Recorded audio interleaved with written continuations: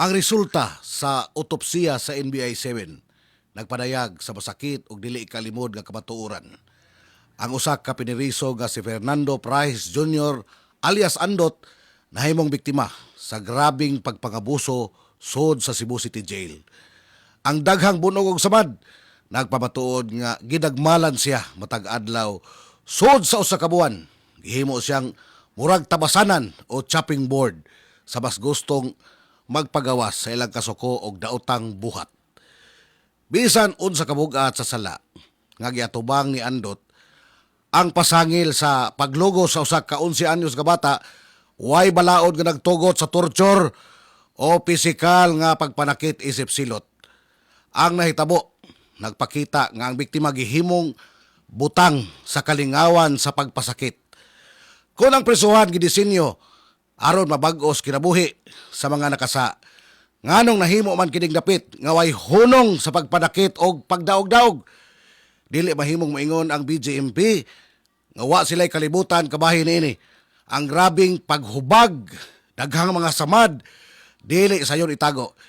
Ilabi na sa mga pasilidad nga kanunay gisusi ang nakopangutana kinsa man gyud ang nagkupot sa himan sa pagsilot.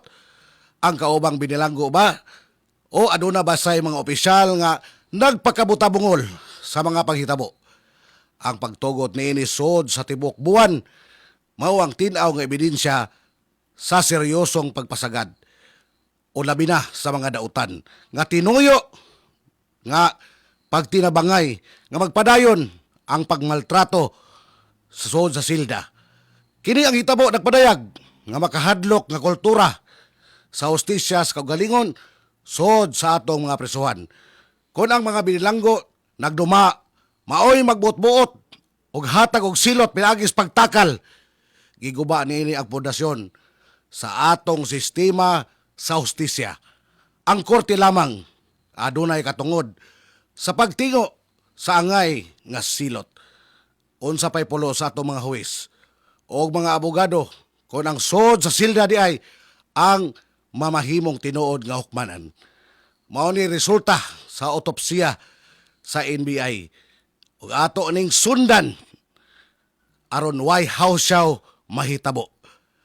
Kini ang inyong firing line sa kahanginan, Arnel Bakalan para sa Komentaryo on the Dot.